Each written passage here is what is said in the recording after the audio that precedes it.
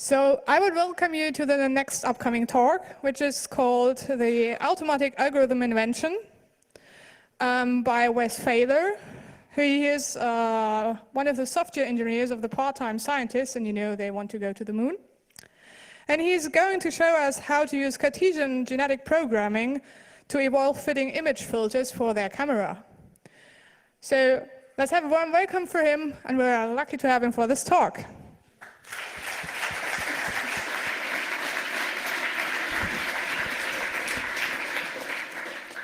Hello, everyone. Oh, I hear the echo. I guess you can hear me. Thank you for coming out to hear a talk on my new favorite subject. So my new favorite thing, hopefully it'll be yours. I think there's no need for this slide after the introduction. So slide rules say I need to tell you what I'm going to tell you. So this is what I'm going to tell you. And what's not quite up here is something I hope to convey to you, that I have a lot of passion about this topic. And my goal is for everyone in here to look at this and go, that is so simple. I can do that. I can do that better than he can. I got 20 minutes. I'm going to knock that out and show him I can do that better. That's my goal. I hope you all take it to heart and do it. So, and there's sort of a secret goal at the end that maybe somebody can help me with that. So let's get started with sort of the. Also, I haven't had a chance to time this, so. This will take as long as it needs to take, so just go with that. So let's talk about why. It's important to understand why somebody starts to think about this kind of tool. That way you can start to say, what projects am I in where I should maybe be thinking about this? So we're sending a rover to the moon, a little dune buggy, about half the size of this podium up to the moon.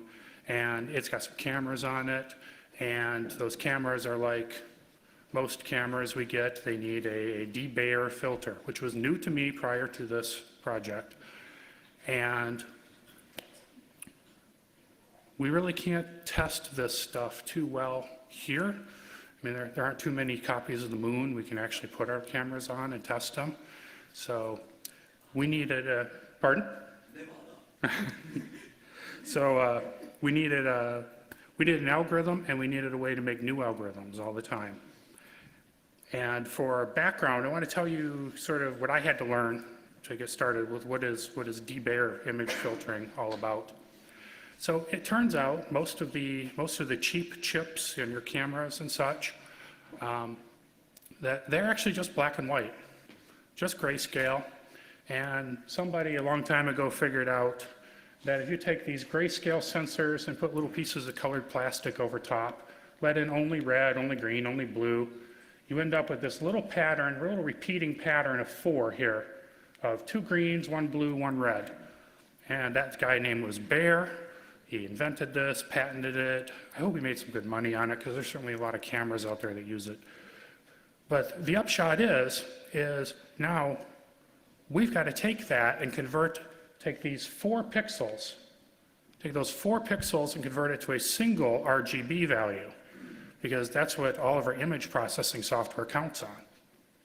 And if we didn't do that, we'd have to use, I think it's a Foveon. There's another kind of chip where they stack these sensors on top of each other. Very expensive, very hard to produce. So these cheap chips are sort of the lay of the land. We have to deal with that. So it turns out there's no single equation that tells you how to combine these. That if we were to take a picture of, say, this half of the room, we've got a lot of contours in the crowd, and then a lot of flat area here, and then some shadows over there. It turns out that optimum placement, you need different equations depending on the local parts of the images in order to recover what was the original light rays coming in. There is no single optimal equation. But we tried. Said, let's just break out, let's just get some sample images, and let's break them out, and let's try to do good old traditional optimization.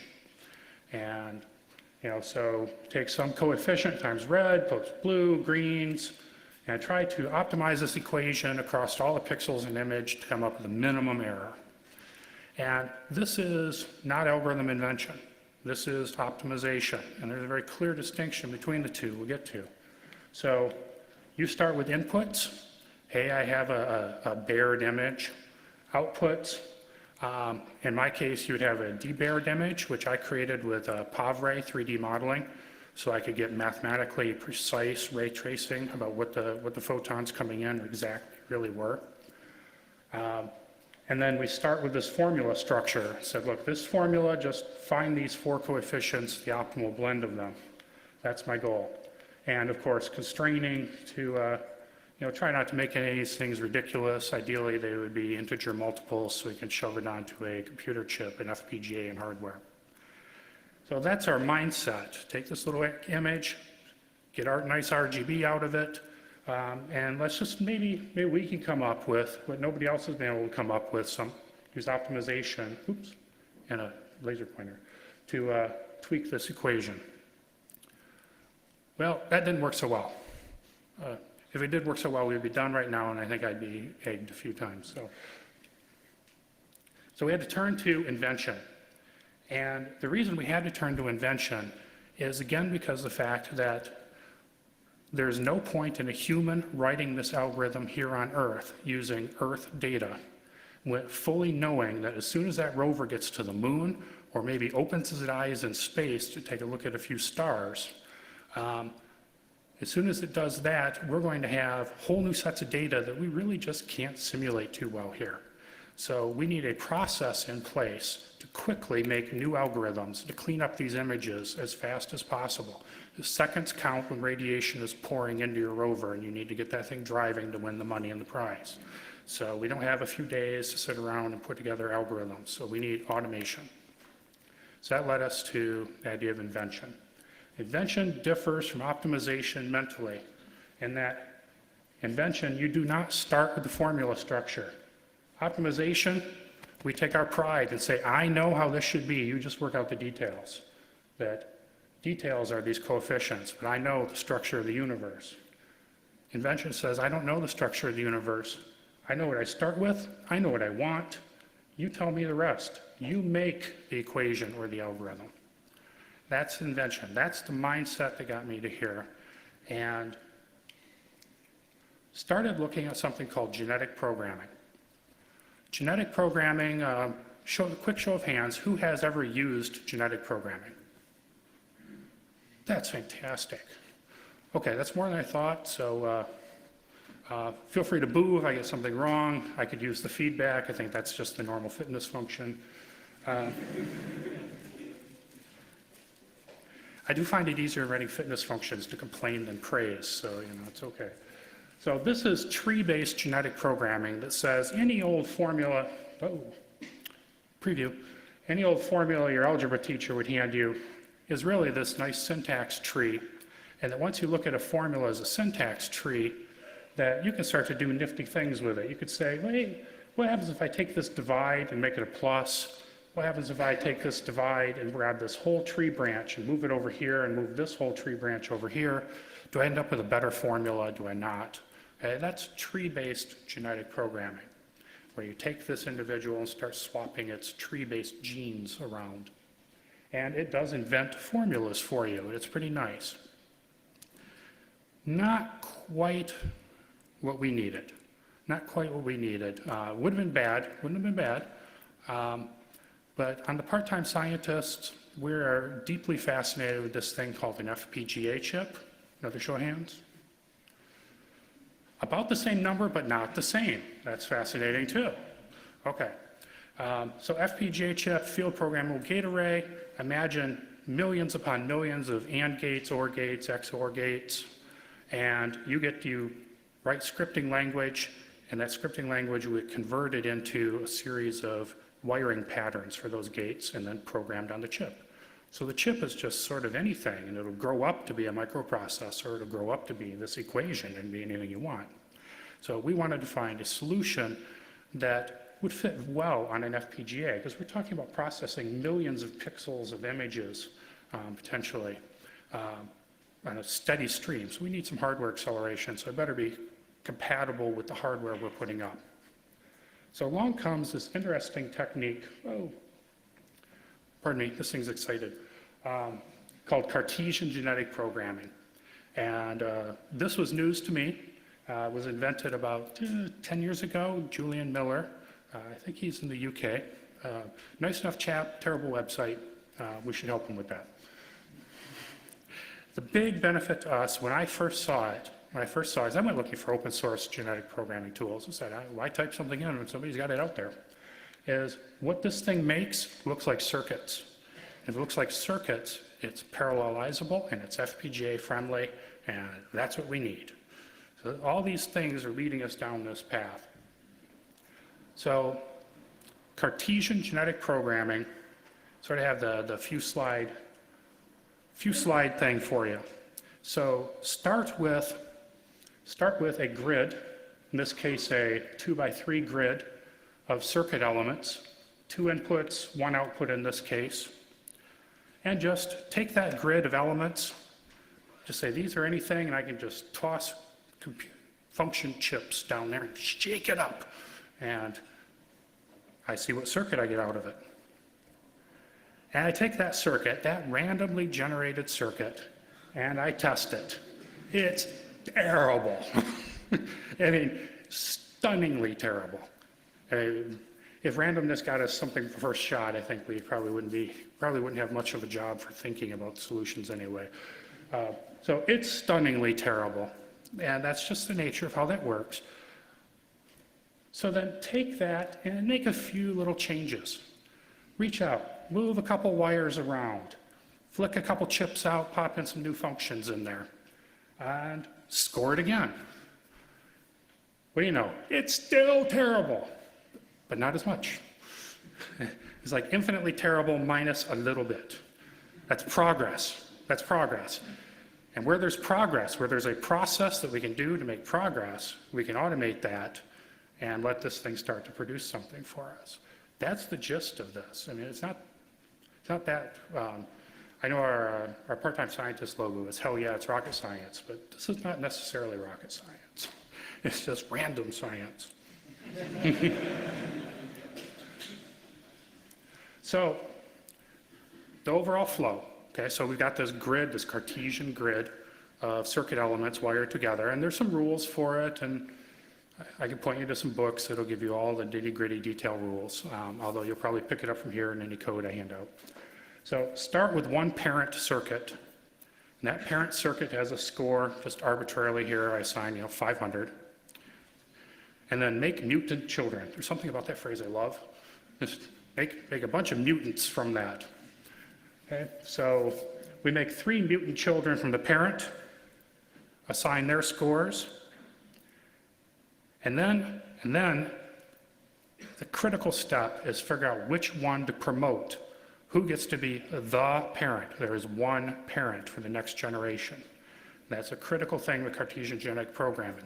One parent, multiple mutant children, and then you collapse back to one parent and keep repeating this cycle. Oops. It's very important that we pick the best child who is not worse than the parent. Now you notice here the numbering that I'm using, I choose lower numbers to be better. And that's because I tend to write fitness functions personally as complaints. So fewer complaints. Just like a lot of C routines return 0 for success, 0 problems. Okay? So it's very important we take that child who's not worse than the parent, promote them, and then rescore their mutant children, the promoted mutant children, and then just repeat the process. That's the simple steps. Now, I want to talk philosophy here about why we have to do that. This is a nuance that's glossed over in a lot of the texts. Well, a lot of the texts. The one text I've been able to find that was published 2 months ago. It doesn't figure, you write a bunch of code, and then a week later somebody publishes the definitive work on the code. It's like, I could have used that. That would have saved me a couple weeks worth of sleep. So, when you publish the child who's not worse than the parent, you're saying the new child is less than or equal to the old for fitness. Whereas promoting only a child who's better requires this kind of condition. So you see the types of scoring that can show up here. So here we take the parent had nobody better, so it got promoted. and one child ended up better. On the surface, these don't look much different. I mean, yeah, I kind of gamed the numbers for 400's a little more blatant, like, oh, my saturated blue, that's terrible. But I kind of gamed the numbers there. This makes more sense when we look at it in terms of mutations. I think there's something related to zombies with this, because it's all about mutations. If you track this from starting with the parent, start with that parent who had 0 mutations relative. He got promoted, then each of his children had 1 mutation relative to the parent. And here we just promote that same parent again. And what we're doing is we're counting on 1 mutation to make all the difference in the world. When we do that bit about only promote something that's better, we count on that thing better has to make 1 giant leap, which I can't do or I lose the microphone. But when we promote anything that's at least as good, we replace whatever we're using with something that's at least as good, then we carry the mutations that one had forward. By carrying those mutations forward, we get what the book's called neutral search, which says we've hit a flat spot on the hill. And we don't know which way to go, but let's just keep wandering this flat plateau rather than calling it good. So by carrying that mutation forward, we have the chance that 1 more mutation on that will activate hundreds of mutations we made along the way, and that we could have a big leap. And it turns out this little subtlety, that 1 difference of an equal sign, makes a difference between success and failure in a Cartesian genetic programming project. It gets like a paragraph online, but if you did all the other evolution work that I've done, it's you promote something that's better. Not so Cartesian genetic programming. It's very important you have room for mutations to stick around and be carried forward and get suddenly activated. So that's a critical terms neutral search for comp sci people who are looking for something for a thesis. Don't worry, we're almost at the code. We just got to get some of the terminology out of the way. And how are we doing on time? Fantastic. Okay, so Cartesian genetic programming, we start with our grid of genes. We have some number of inputs, some number of outputs, some number of columns, some number of rows. And then inside of each gene is a little function block with an operator type, a constant, and input indexes. The input indexes tell you where these wires come from. And there's a general rule that anything in this column can only talk to things behind it. So anything in this first column can only talk to inputs. Next column, anything here, or an input. An output can hop over and just grab an input, or anything calculated in the middle. All right? Though I didn't draw the slide, mostly due to sleep deprivation, it is possible to evolve a neural net with this. If you allow an operator type of the sigmoid function and give sufficient columns, basically log base n of your inputs, you can reproduce a full neural net in this. So this factors in neural nets, this factors in a lot of other things can be evolved with this. You could start with a neural net pattern in this and then let it mutate it from there, even to accelerate your research. So that's the general gist of it, and I should also point out there's one more thing on here you'll see in the code. It's called NA, arity, and that's how many of these input arrows, and 2 is pretty much the standard, unless you've got a divide that somehow takes 3. All right, as threatened, code. Which, all right, you may boo me for pulling up Dev Studio. Okay, so is that readable? Big enough font? Good? Okay, I can't hear you, but bigger? Yeah, thank you.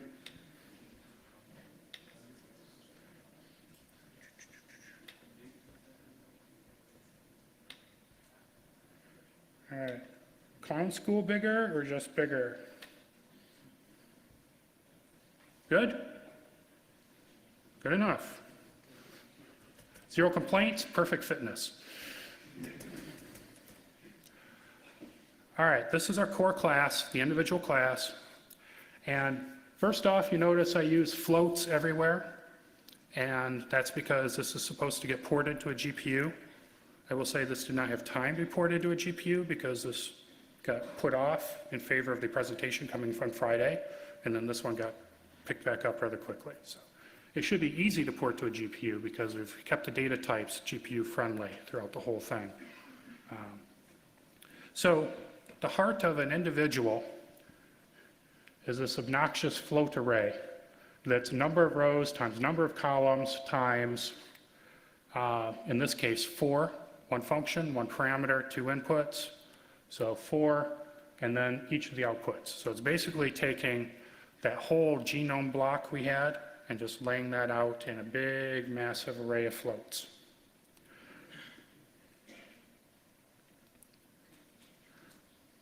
Some supporting routines.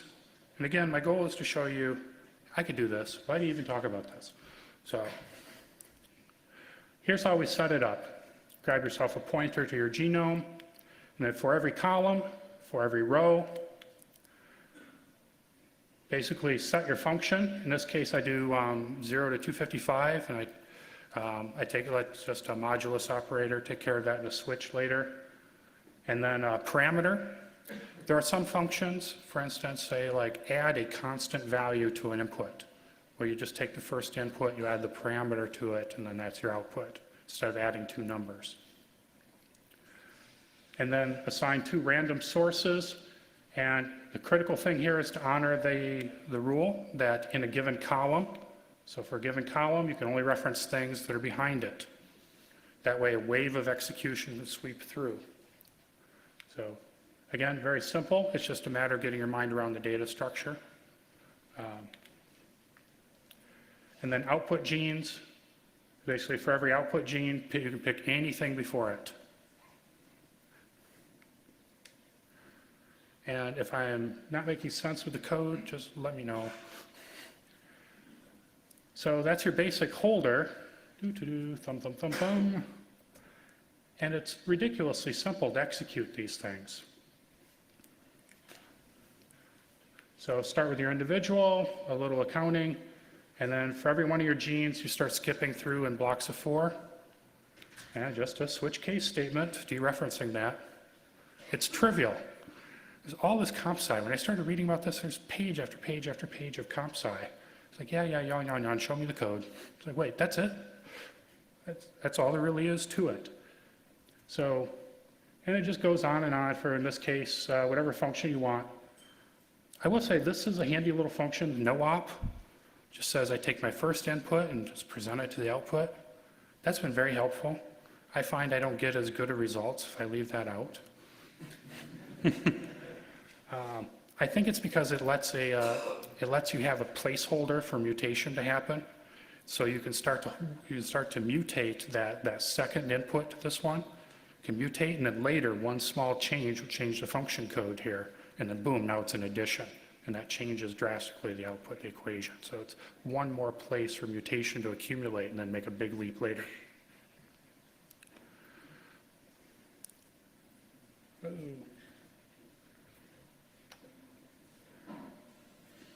Okay, so show of hands, trivial code, fantastic.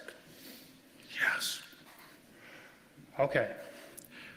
Next set is to think about how you express test cases in a general way. And so the general way to express test cases is this nifty little 2D array. I had to figure this out on my own because nobody's presented a nice framework for this stuff yet.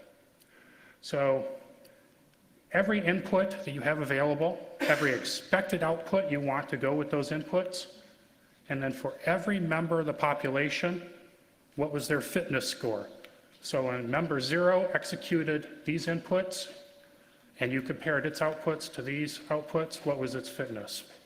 And then just a big dynamically allocated 2D array of floats.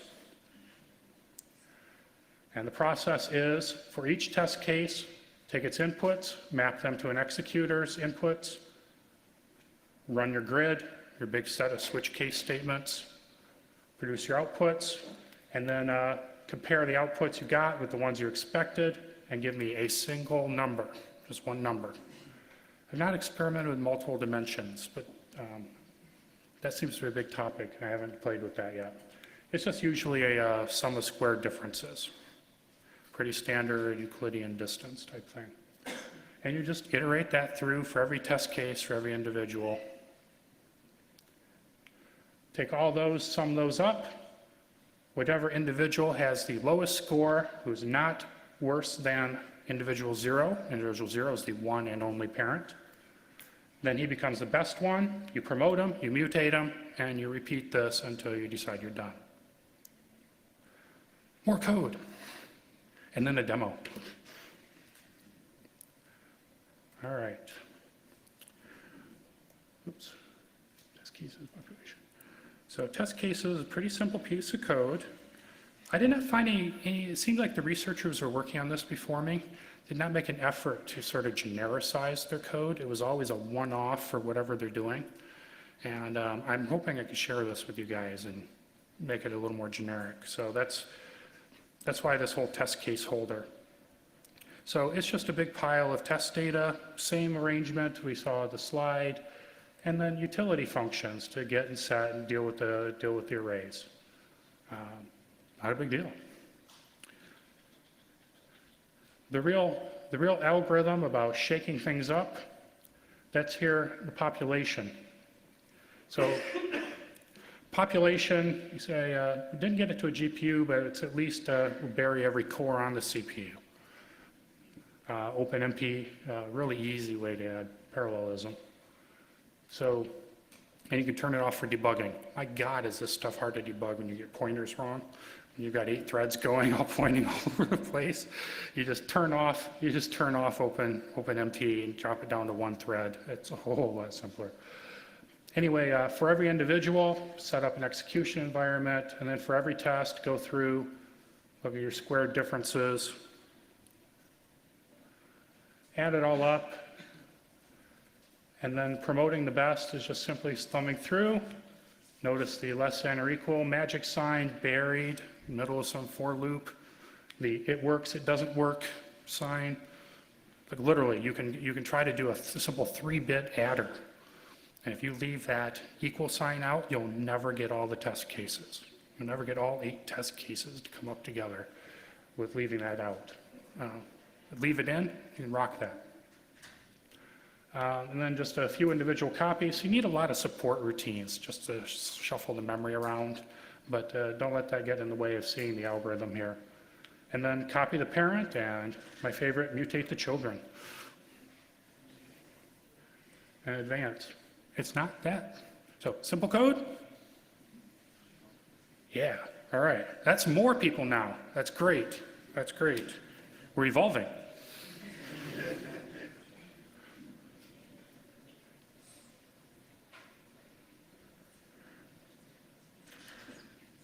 Okay, are we on time? Okay, moving along pretty good. So I'm going to show you the demo that I put together, and it's quick. It's quick, so if you blink, I'll run it a few times. But I wanted to at least give you the preview of the demo.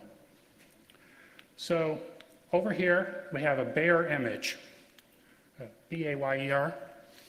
And you notice it's heavily mosaicked, it's that gray and white, it's actually double resolution for this. It's all grayscale technically, although it's full of red, greens, and blues. Here's the image that's run through the best Cartesian genetic program so far. So this is a validation. What we do is we take several hundred pixels out of here at random and say, these are my test cases. Now evolve using those few hundred test cases, and when you get one that's better, do the tens of thousands of test cases that are here and produce a visual thing for a human to inspect, and that's your validation.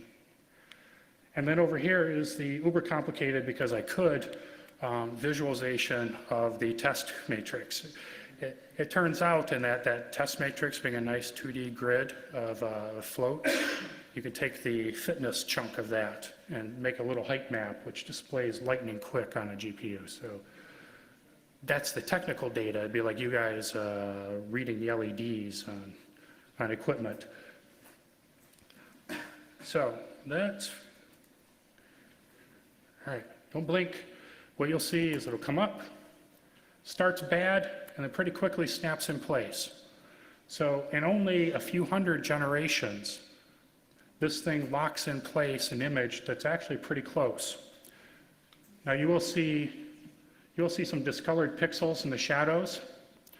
Those discolored pixels are because dark pixels are underrepresented in the sample data.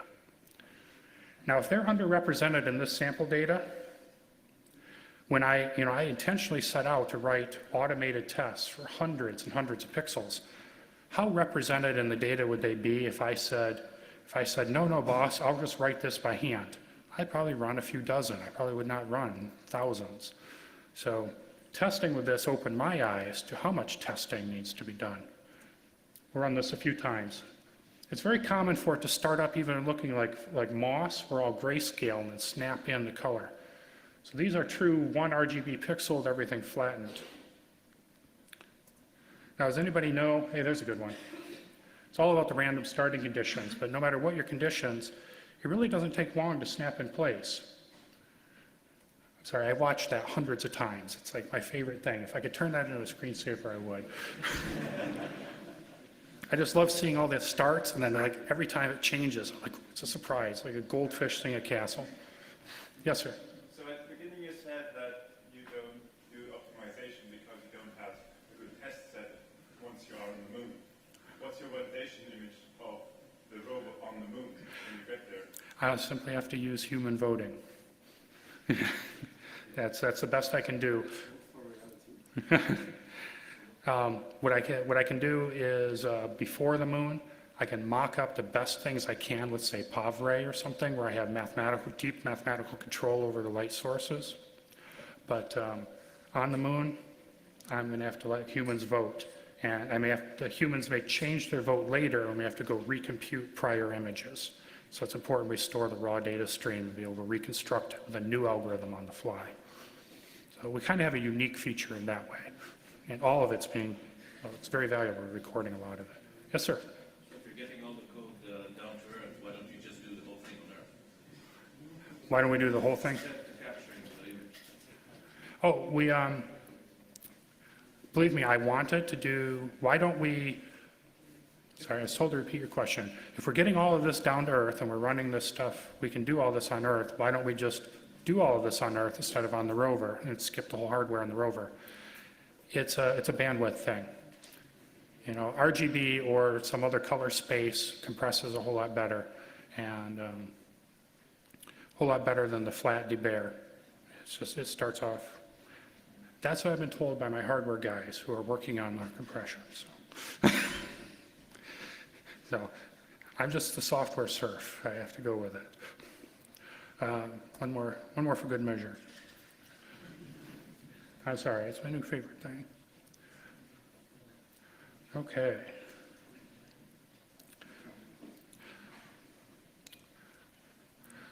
Now, as I understand it, we're moving right along.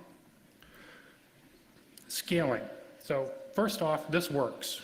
I'm very pleased with what we're able to get. I'm very pleased that in a few seconds on a cheap laptop that we can get something pretty good coming out of this. I'm very pleased with that. I think that we can go mission ready. I think we can do bigger nets and get even better image quality. I'm very happy with that. Now it's a matter of scaling, because we've taken this onto other experiments. At a talk I have coming up on Friday, I'll show you how we use this stuff to actually evolve communication protocols, which is far more interesting, I think, for the hacker community.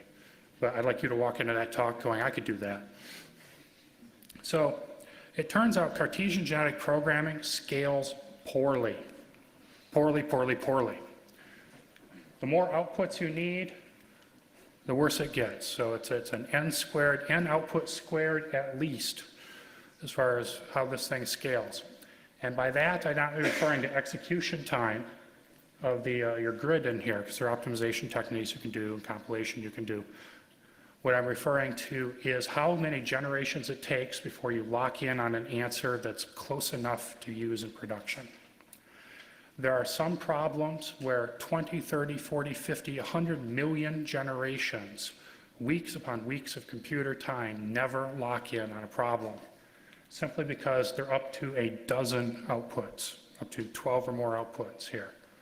So managing that is the big research area of Cartesian genetic programming.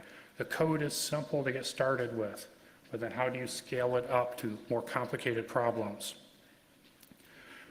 One technique that's met with a lot of success is to what they could use, what they call simple chromosomes. So that is, take your same inputs, feed them through different networks that are evolved at the same time, but separate from each other. So nothing from here can connect down to here. Nothing here, here. It's just strictly everything in this network. Oh, come on. And exactly one output. So this gets us really low on the O(n) squared curve. And those problems that would take 100 million generations that still do not converge will converge in 4 to 5 million generations with this approach. So this approach is the salvation for Cartesian genetic programming on bigger problems.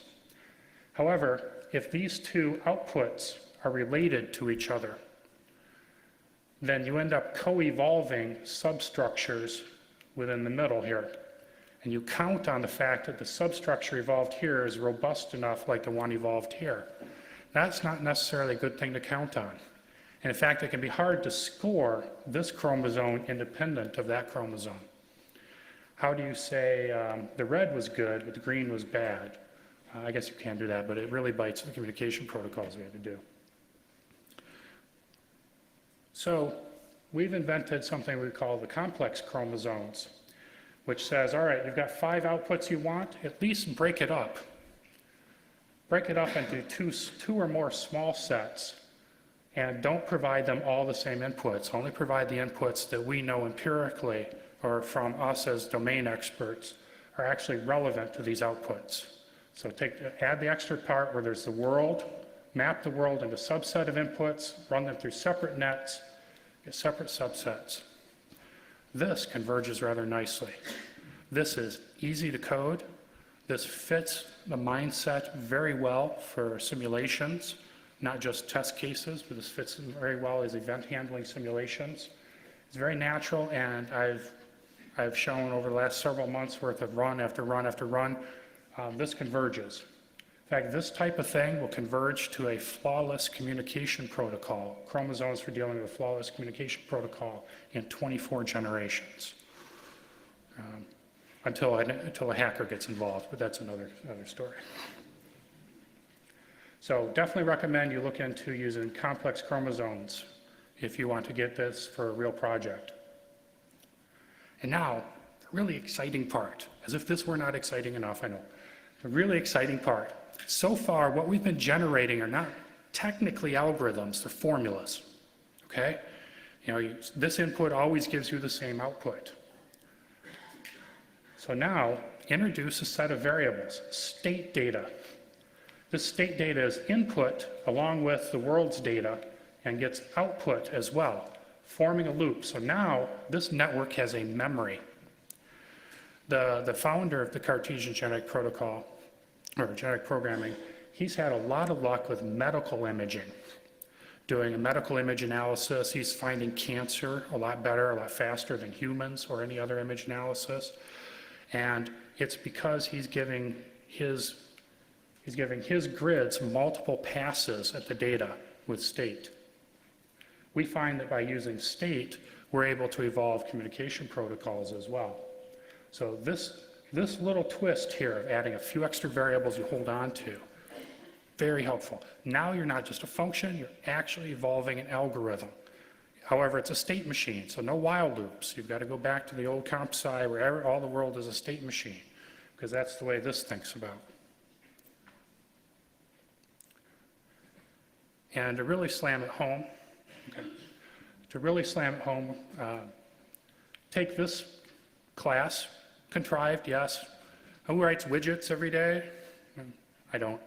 Anyway, but you get the gist. It is 2 member functions, taking some input, giving you an output. Normally, if you want to return one thing, you might return it as a native type, or you might return it as a function or as an object. Here we're just doing floats, because again, we're CGP. This class, where we have 2 chromosomes, each with private state, and then the chromosomes with shared state. So it's like having 2 sets of the state data, one piped into each F and G. So this class could be evolved. It shows you when you start to pile your chromosomes together with state data, you are actually evolving objects. Private internal data, private algorithms, public interface. You're actually evolving little miniature classes you can drop in. A few tips, and we're just about at the end, so a few tips. Visualize everything. Wait for it. Okay.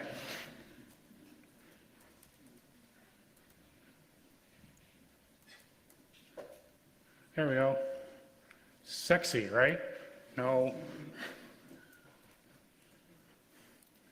Sexy. I can't tell you how many yawns and I don't care looks and active email responses you get. You can get when you say, look at these numbers. Look how well this image is converged. Oh, and the reason it's going faster is because it's not running validations, because it's not come up with a better fitness number. So it's slow at the beginning because it's coming up with new ones all the time. So it's critical you come up with some kind of visualization to show, how is this doing? How is this working? How well is this working? And you'll be able to push that in front of people, your stakeholders, and they come to you with this problem and you solve it. Also, I can't tell you how valuable this was to help me debug my code. When everything came out on there in red, and I could not get any green to show up, I knew I had an index off when I set up the test cases. I was just pulling data from the test cases, the wrong one. It was never presented with the color, key color. So visualize, visualize, visualize. So I've got some data for me that helps me technically. I've got some data over here that helps me actually explain this to people, to show them what's going on. And, oh, come on. Well, technically you can fly through this, but it's not taking my keyboard commands. In fact, you could fly through a demo, I think is nice. Very important, we're used to writing unit tests. Yeah, excellent, excellent. Our unit tests are pass or fail. Hand of God, you live or you die, they're pass or fail, okay? That doesn't work too well with Cartesian genetics, unless you write millions of unit tests. You want a unit test that says almost there, or not even close. You want shades of gray. You want that unit test to give you some indication of how much progress you have to make. Because without that, it's hard to have a fitness function. If every time you call, you just get back a 0, all zeros look the same. All failures look the same. So how are you to know that you actually made progress? That's where the neutral search helps a little. But if you had some shades of gray in your test cases, return back, you got 10 of the rows back when you queried the employee database. You can get better search algorithms, converge faster. So you have to change your paradigm a little from its traditional unit test. Increase your population. Everything I've been running has been a population of 4, because that's what the main researchers did their work with. So I just followed that just to get started. But I think they chose 4 because that was the cores on their CPU. I've got 8, and tests after tests I've run now show me 8. Population of 8 takes 3 times as long to run as a population of 4. But even if I cut the generation count by 1/3, so I'm running the same generations, I'm running, say, 100,000 generations of population 4 in an hour, and 33,000 generations of population 8 in an hour, I get much better results with population of 8. So crank that population size up as high as you can go. There's probably diminishing returns. And mutation rate. There's like 100 parameters you can tweak and tune with this algorithm. Key is mutation rate.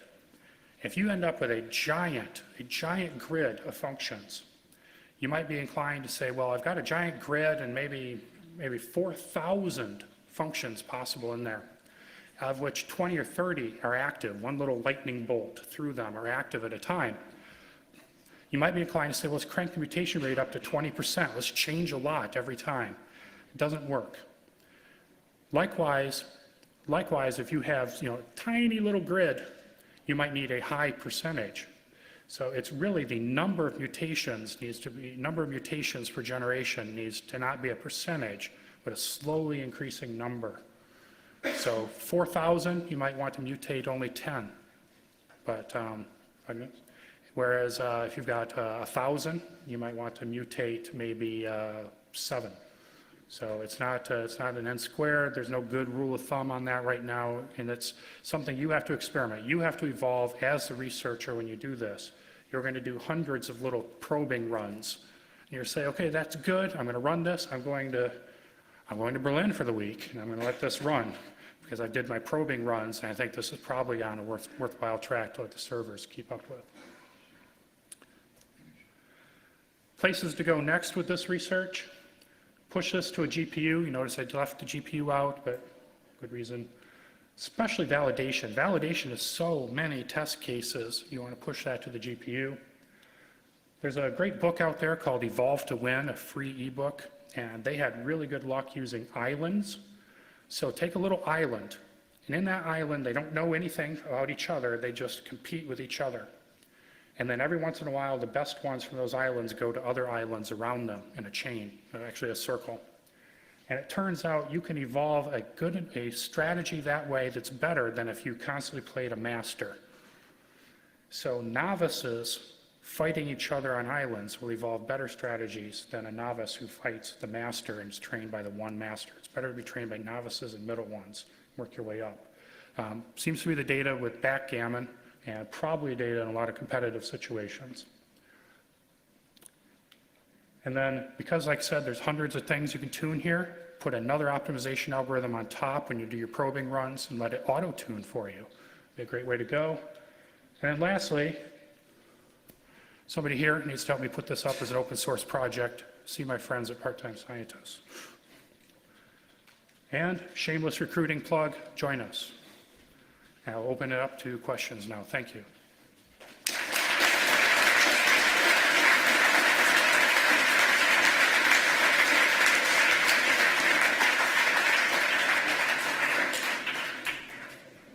Wonderful. Thank you for your talk. We have one audio angel running around over there, so please raise your hand if you want to ask a question and wait for the microphone. We also have a signal angel active in the IRC, so please also ask your questions there. The first question, please. Yeah, you said that it would be good to keep some state. What does comprise a good set of state variables? Where do you get them from? Is it by randomly selecting some gene or keeping them for the next run? So where does a good state come from? Is let the algorithm decide what it chooses to put in the state. Don't play God with it. Let the algorithm decide what to put in the state. I've seen over and over with the communication protocol. So it's just another genetic that determines the next state? Yes. Yeah, it provides a feedback loop.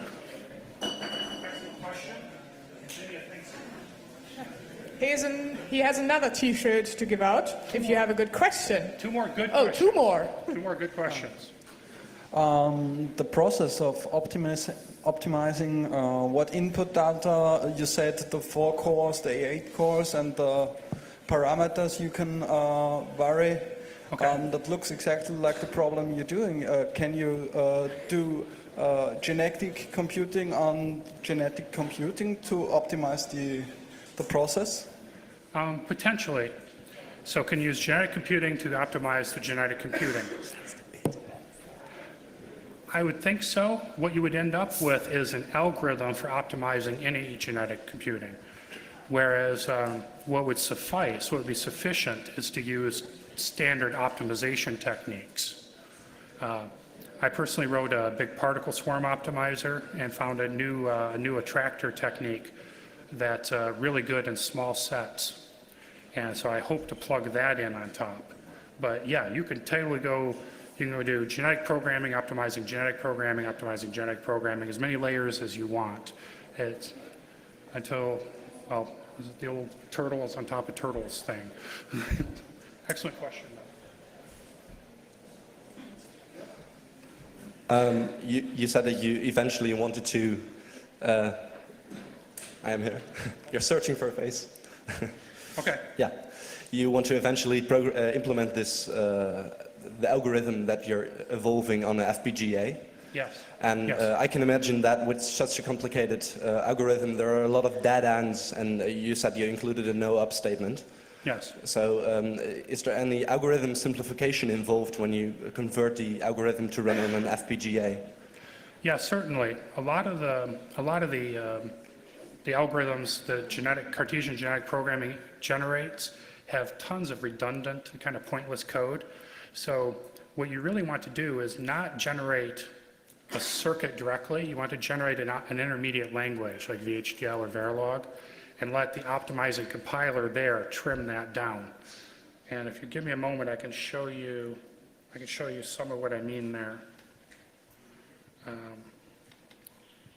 see. See if I have any images here. Nope. Sorry, I can't find something quick enough for my taste, but generate, what the Julian Miller who came up with this, what he did is he would generate C code and then let the optimizer compiler do that to remove dead variables. So that way your optimization only needs to go so far. That cuts out a lot of dead ends. For us, it would probably be manual because we'd only burn it once into the FPGA.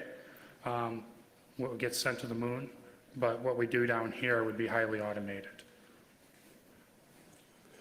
I did not understand, how do you decide to stop the mutation? How do you fix the borders of the mutation? Yeah, how do we know when to quit? Yeah. Oh. Well, it is easy if you have definite test cases where you could say all of my test cases pass, such as let's say you're evolving some Boolean circuit and you can produce the 1024 test cases. When they all pass, you can quit. When it's an image, that's a little harder to know. What you find when you look at fitness over time, so as the generations go, the fitness drops off. And what you find is the fitness slows, progress slows and slows and slows. And at some point, usually you do some probing runs, and I've been finding after about 100 to 200,000 generations, at least for communication protocols, I quit and then just start a new run. And so I rely more on, right now, manually doing the little islands. And then I take the best out of hundreds of runs and go with that. And you can periodically take those and run those, but there is no good way to know if you've got a soft test case. Sorry. Yeah, sure. Hi, I'm the Mission Angel, and I have the questions from chat. Excellent. Hello, chat. They did go in two distinct directions.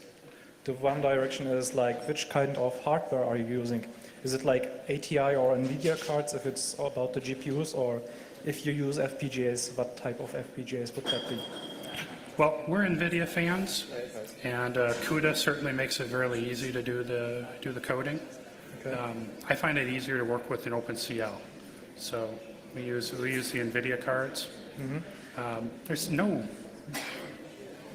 If you had the extra time, you could do it in OpenCL and port it to anything. And then Xilinx FPGAs is what we're using. Spartan 3E or 6 was the question. That's up for my hardware guys. Okay. Okay. Hello. What kind of FPGA are we using, Arna? Vertex 5. Vertex 5. So, thank you. And oh yeah. How do you tell how the image should look at the end is another question. Okay, well, for a lunar image, we have to rely on human judges. Okay? Okay. For the test images you saw running up there, what I did was I used PavRay, so 3D ray tracing program, and I took one of their that Pebbles scene as an award-winning scene, and I thought it looked lunar, and I render it at one low resolution. So every light ray coming from a pebble was actually kind of thick in the low resolution. Then I render it at a high resolution, so the light rays are thin. And so mathematically they're equivalent, and I can use this to sort of recover the mapping between them. Okay, one question here, straight ahead. You said the runtime grows with n to the power of 2 at least. Have you ever thought about implementing pattern recognition or backtracking into your code for similar other cases on a similar parallel calculation? It's the generation count that grows.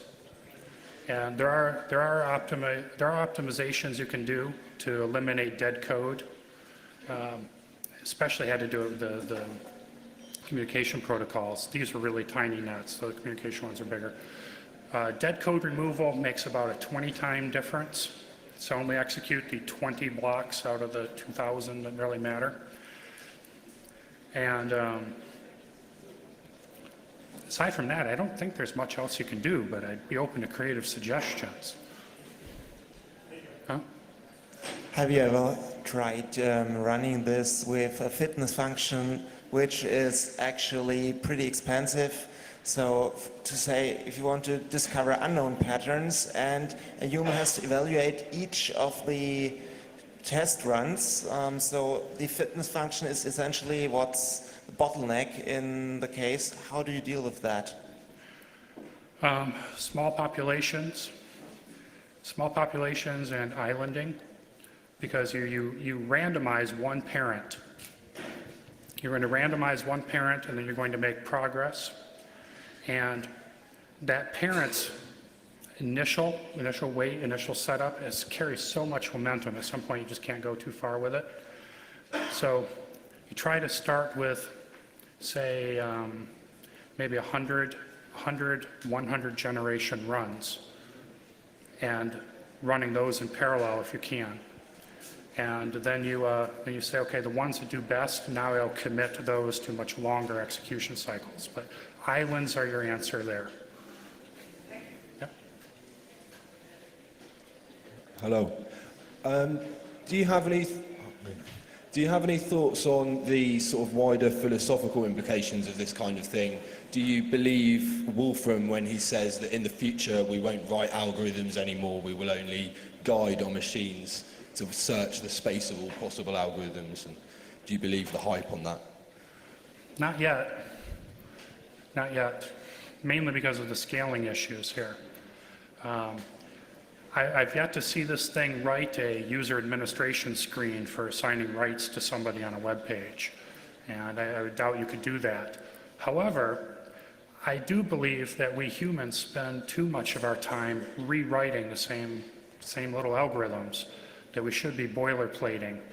You know, in some sense, what you're doing with this is you're saying, to solve this problem, I must put all these tools on the desk, and any worker that solves these needs these tools. And that's our primary expertise, and just use our intuition about what tools somebody probably needs to solve the problem. And I think we spend too much of our time solving the problem rather than figuring out how to solve problem solving, how to put the right tools on there.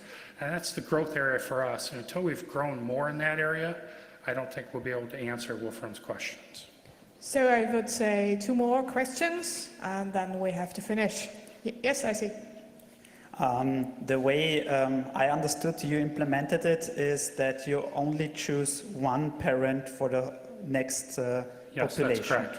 There's So no this is more similar to a greedy neighbor search than to a genetic algorithm where you generate a whole population and then choose from the population and recombine the solutions to new population. There is technically no crossover, which characterizes true genetic algorithms. There's no crossover of seed from one to another. However, so that is true. However, when you start doing a chromosome approach, and I don't think I explained it very well, so I apologize. So you say, I'm going to have 5 chromosomes represent my individual here. And so I have a population of 5 chromosomes and 20 individuals, 4 individuals, so I've got 20 chromosomes out there. And what you do in that case is you take the individual with the best first chromosome, that's the chromosome that becomes in the next parent. And so it might not have been, the next parent might not have come entirely from one individual.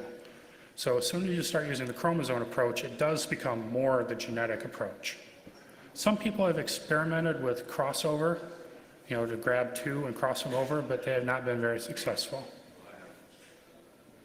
Okay, but chromosomes will make it back to the true genetic approach.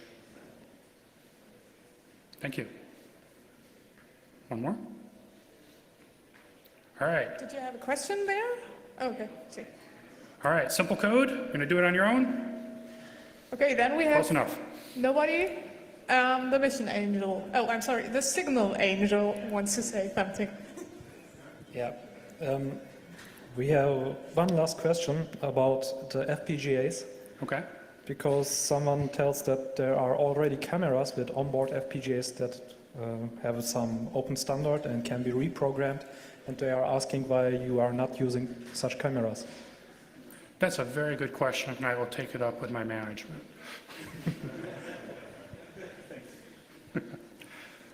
All right, that's it. Yes, that's it. Thank you very much. Thank you, everyone, for sitting through a talk on my new favorite subject.